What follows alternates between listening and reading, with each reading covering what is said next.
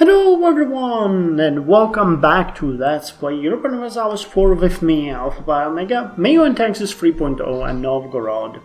So, a couple of months have passed since the last episode. I wanted to let the war run a bit and see how it's gonna go. It's going great. We actually do not participate, as I mentioned before. We're not really in a shape where we could do anything, but we're not in a bad shape either. Now, the forts are raised, along the border. I dropped all of the forts inside our territory, or, I keep the ones where we need them to be. And I've kept watching, and it's kind of horrifying to see how much of an army can the Ottomans muster. They are currently having 47,000 infantry and 28,000 cavalry and some 21,000 cannons. So we're looking at an army of 47 and 28, that's 67, 75, nearly 100,000 men just from them. The defensive coalition that's trying to defend the capital Krakow is going to lose, definitely. No, actually, no. Well, the defensive coalition is the attacking coalition. It's a bit confusing, but they will win. They will win, I guess, if they won't be able to retake the capital. But there are forces penetrating the Hungarian lands already, so this will be a bit crappy for them, because just the sheer amount of weight. It's kind of interesting to see us next to them. When you look at it, Novgorod has 37,000 troops, so we're about 10,000 less than the Turks. We have 19,000 cavalry, so again 9,000 less than the Turks. And as far as cannons go, we have 3,000 less. So we're looking at a difference of about 25,000 in the field, which, speaks a volume. If we decided to attack Lithuania, then Crimea would join. I don't think, Lithuania is involved in this. So it should give us an idea about what their strength is right now. And they get 7,000, 6,000, 13,000, 18,000 men. Well, boy, that's great. Well, we are obviously seen as the backwards country we are, and we got an expedition from Portuguese Peru, from Brittany, from Portugal, and from Capitania de Brazil. So let's try to fight them all. That's really funny. And I actually forgot the reason why I started recording in the first place, and that's that we can get the second humanist idea, which is called accommodation. So let's get it. Accommodation. Politics is transactional. As we demand and others demand taxes and sword arm, we must offer something in return, even if that something is a return to normalcy. So, max promoted cultures plus 2. I'm not really that big into promoted cultures.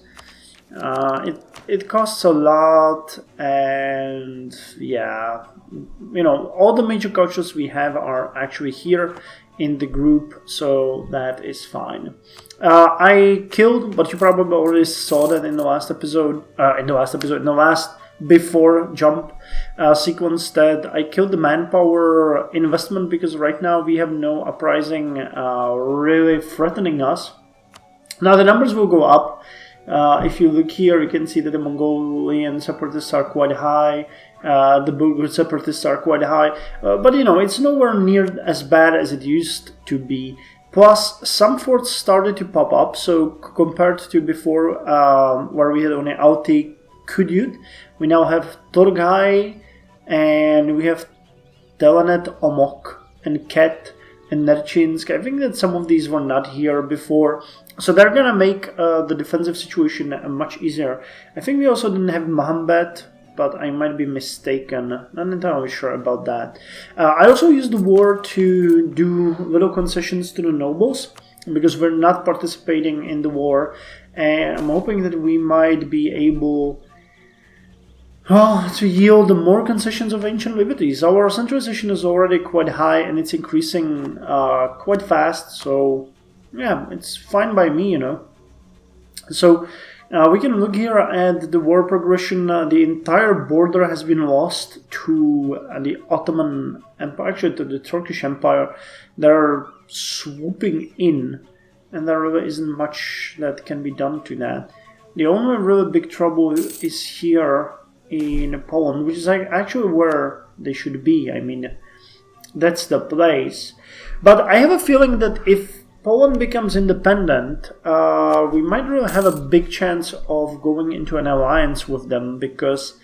oh, it's Przemyslovac. That's an ancient Czech dynasty. So that's interesting. Oh, okay. Didn't know that. Bohemia has lost Praha, Chebsko, Puzinsko, Budějovicko, and Čáslavisko to Austria. Oh my. At least that they're still independent. I think they're involved in this war, aren't they?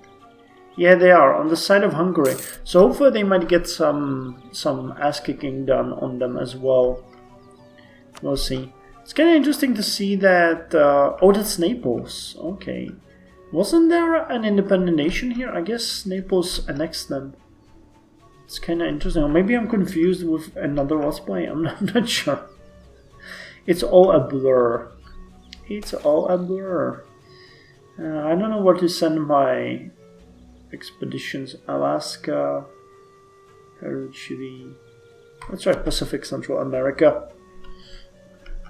So some... oh, okay. Austria is sending their troops. It's gonna be a battle here. I really hope that the Ottomans are gonna swoop in and pillage Austria. They actually had the audacity to send us an insult. Would you believe that? They send an insult to us. If there wasn't so much land between us and them, I would have attacked in the name of the Republic already, but...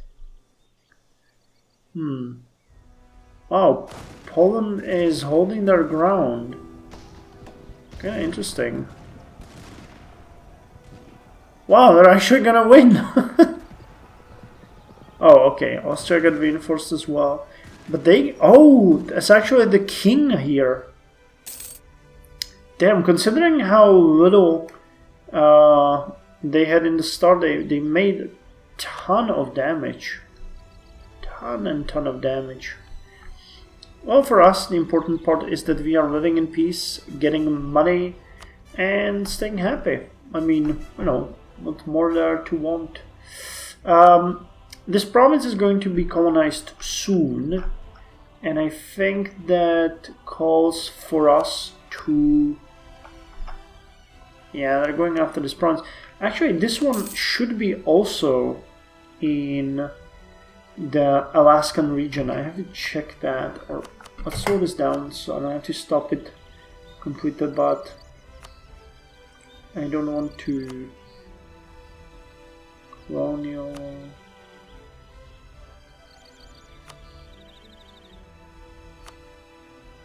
here, colonial region. Yeah. So we'll have to support them. We're gonna go with Untitled Chapter as well. So I'll leave this colonist here alone and get the other one. So you're here and you are here, where we don't need you. So let's get you back and put you to work where we want you. So let's start with Taz. And then we're gonna go with these. Well, the attack against Uriankad is looking more and more likely by the day.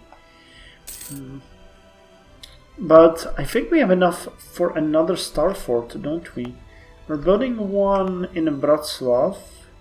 Yep, so let's build another in Pereyaslavi.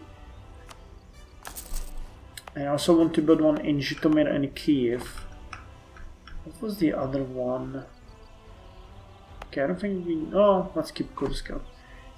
It was the more developed provinces. Oh yeah, Sarai al Jadid, but they have the bastion. So Khasitar Khan was one. Desht Kipchak was another one. Kursk? Kursk is a bastion. Ah, Bryansk. Yeah. Bryansk. It's gonna be like a 2-layer defensive here. Hopefully that's gonna give us some way to slow them down, right? They could just try to march across it like penetrate it, but hopefully they won't be able to. I don't think they have a way how to sail across the sea. Damn, maybe it would be worth to actually get some ships here to blockade potential transports. Which sounds really weird. Having ships on the Caspian Sea, I never like thought about that, but otherwise I would have to fortify this. What? Culture shifts in Matracha. Mike says the population in our province has long since left Romanoi rule and become estranged from their home culture. A new identity has emerged in this place. Matracha becomes Pontic. Oh, okay.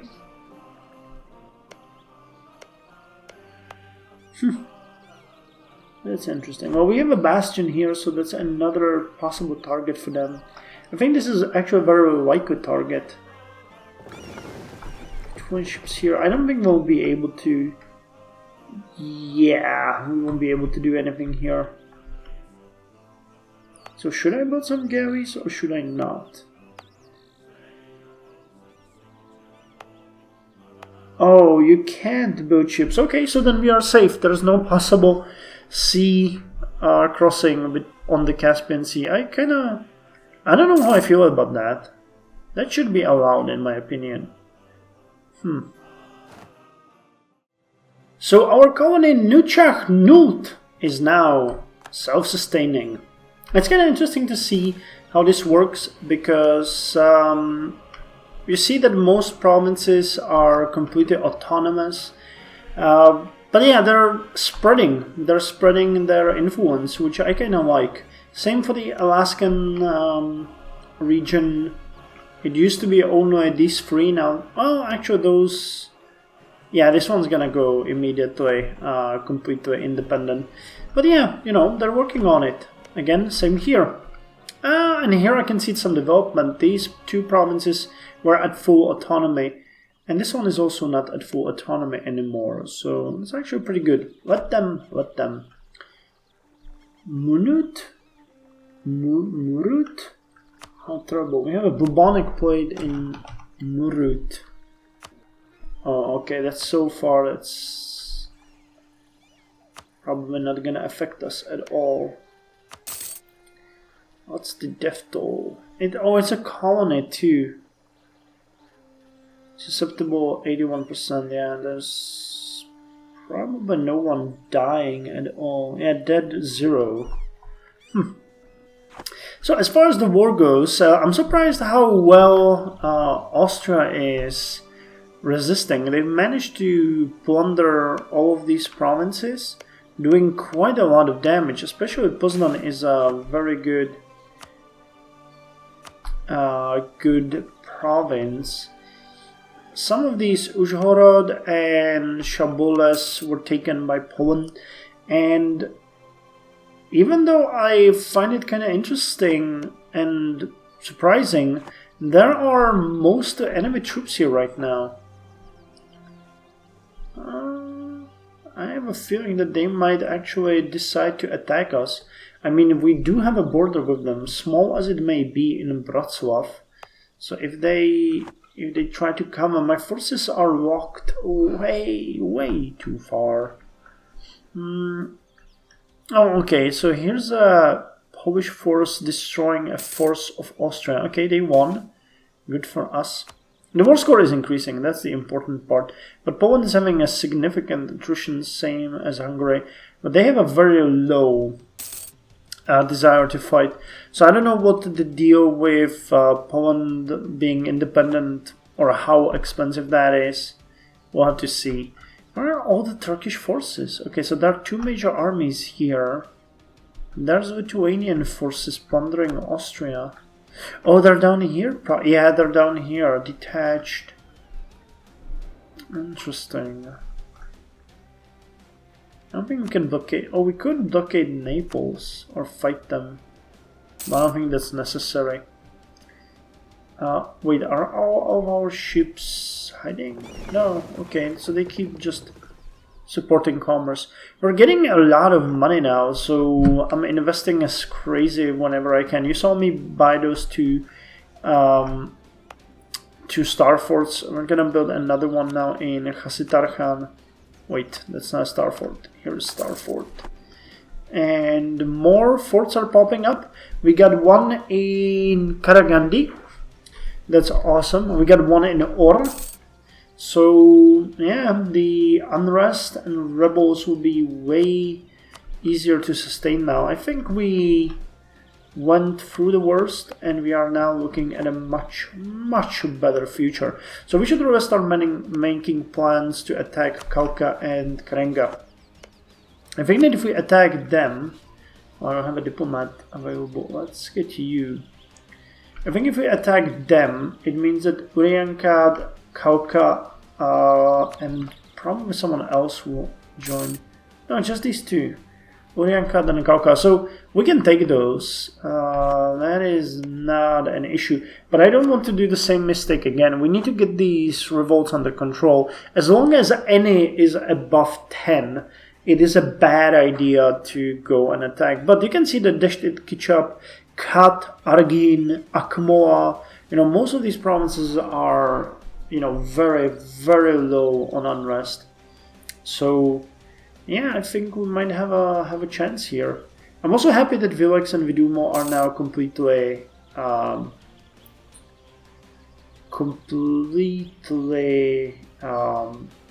at peace with us.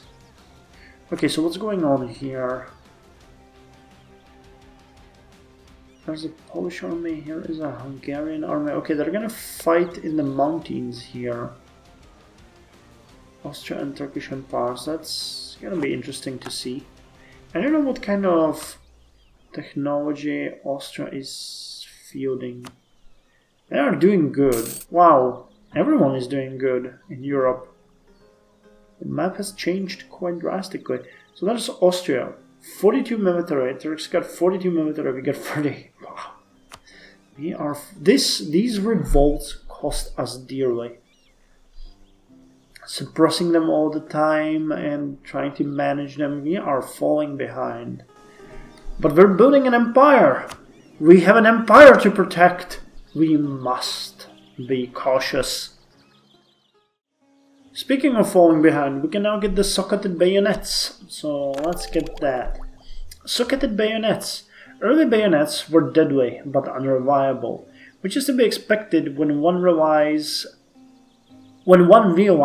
they were simply knives tied to a gun barrel. As officers began to grasp how effective they could be, they ordered guns to be manufactured with special sockets in which a knife could be securely attached. This allowed for musketeers to serve as regular infantry and even to charge the enemy in a pinch. Land morale increased by 0.25, the maneuver value of our units is increased by 10%, infantry shock increased by 0.15, and artillery shock by 0.09. And we have a revolt brewing. So we can get the next culture idea. Let's get that. Learned administration. There are many benefits to an educated administration, and aside from those obvious ones like numeracy and literacy, education also broadens the mind to an extent which makes conceiving of and executing new ideas that much easier. So extra advisor and idea costs are lowered by 5%. The next one is the last one, the open minds, and we're gonna get the bonus cost of advisor reduction as well. Here we have the cultural secularism, strange bedfellows, ecumenism, and then a benign governance. I don't even care about the religious unity, to be quite honest, which we have fairly high. Well, still. I don't think we can convert effectively. We're still converting though, I think. Yeah. This guy is doing God's work. What is it? Telenet Omok here. So could we maybe, just maybe, convert you guys? We could 1.4, but I don't think that's gonna work. What about here, Vilex and Nope. It's too much resistance. Too much resistance. Okay, so what about here? Mohammed. Nope. That's cute, but that's not gonna happen. Cat. Nope. Nope. Okay, so Kulunda. Maybe. Or what about the city, Orkhon? That one is very valuable. It's also very populous, so it's gonna take a while. Actually, no. There's only 56,000 people living here. That's interesting to see.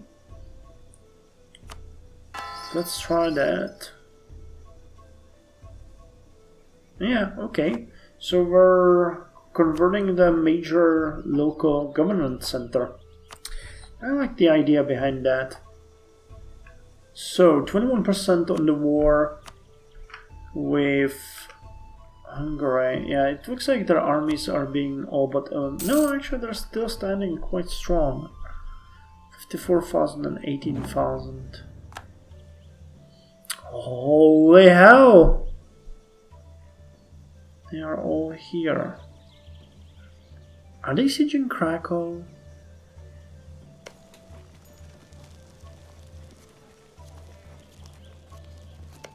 Where is your capital, Poland? Oh, here, down here. Okay. Kinda don't get what the Turks are doing. They seem to be fighting here. But they're trying to... That doesn't even seem right. The Polish forces. I guess they have a problem traversing the Hungarian lands. Well, Austria is no longer interested in this war either, so we might see the end anytime soon. But if they gain independence, I'm gonna drastically pursue an alliance with them, because it would suit us great.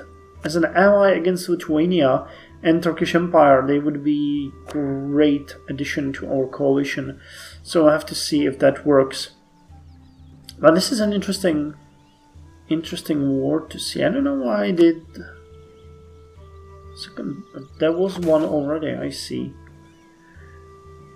Let's send you to...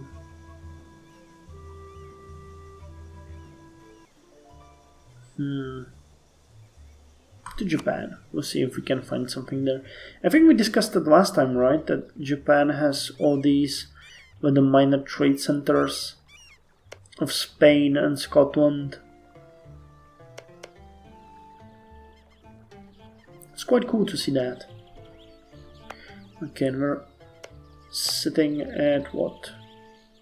229, and they got...